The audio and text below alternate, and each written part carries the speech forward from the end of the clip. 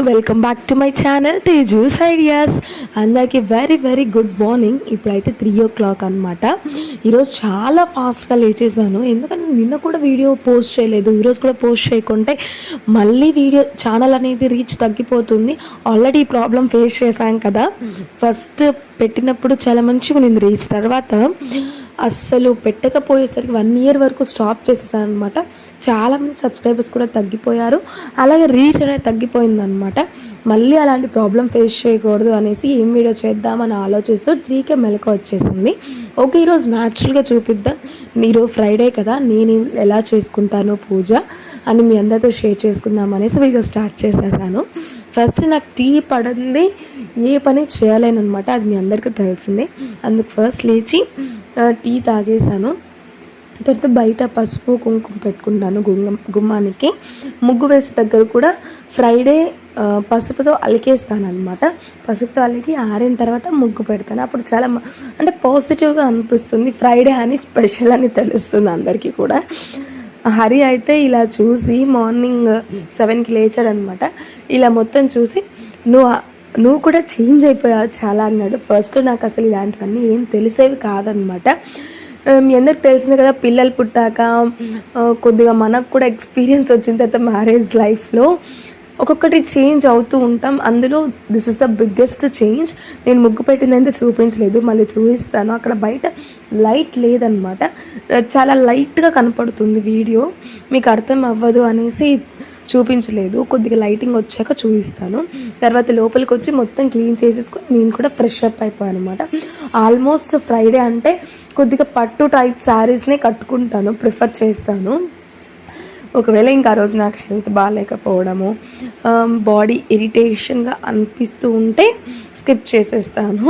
లేకుంటే పాసిబుల్ అయినంత వరకు పట్టు టైప్, అంటే పట్టు అని కాదు, ఆ టైప్గా కనపడే అంచు ఉండే శారీస్ అనేది ప్రిఫర్ చేస్తాను. తర్వాత దేవుడి రూమ్లోకి వచ్చేసి బిఫోర్ డేట్వి ఫ్లవర్స్ అన్నీ తీసేసి మొత్తం నీట్గా క్లీన్గా తుడిచేసి ఫ్లవర్స్తో డెకరేట్ చేసుకుంటాను అనమాట.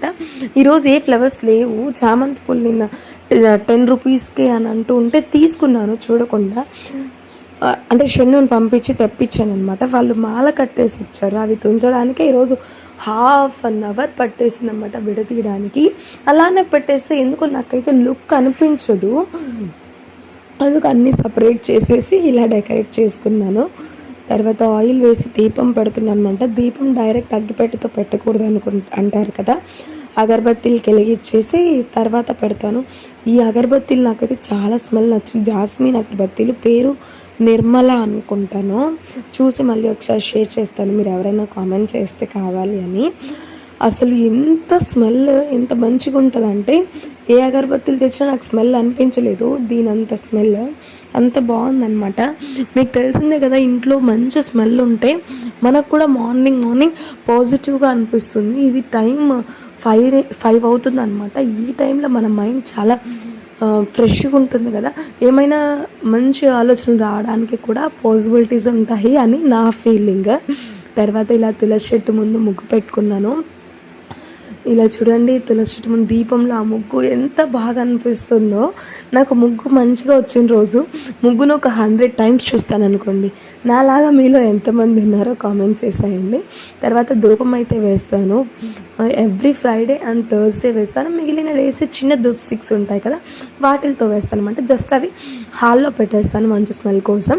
ఇలా ఫ్రైడే ట్యూస్డే మాత్రం ఇల్లు మొత్తం కూడా సాంబ్రాణి ఉండే ధూప్స్ ఉంటాయి కదా, వాటితో వేస్తాను.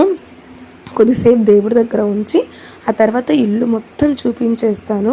వెంకటేశ్వరుడు చూడండి ఎంత బాగా, పొద్దున్నే అలా చూడాలనిపిస్తుంది, అలా చూస్తూనే ఉండాలనిపిస్తుంది. మొత్తం కూడా ఇల్లు మొత్తం వేసేసి కొద్దిసేపు బయట ఉంచి తర్వాత హాల్లో కూడా పెడతాను అన్నమాట.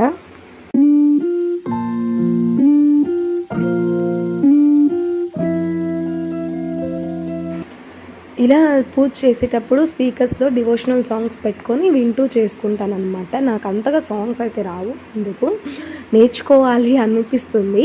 చూడండి ఎంత లుక్ అయితే ఎంత బాగుందో. బయట గుమ్మానికి అటువైపు ఇటువైపు కూడా పెట్టుకుంటాను ఫ్రైడే దీపాలు.